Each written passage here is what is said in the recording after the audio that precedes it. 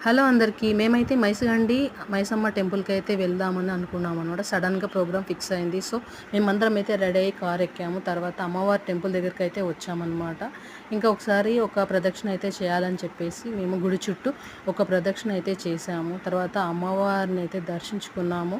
ఆ రూపము ఎప్పటికీ మనసులో ఉండిపోతుందనమాట. అంత బాగుంది అమ్మవారి విగ్రహం అనేది.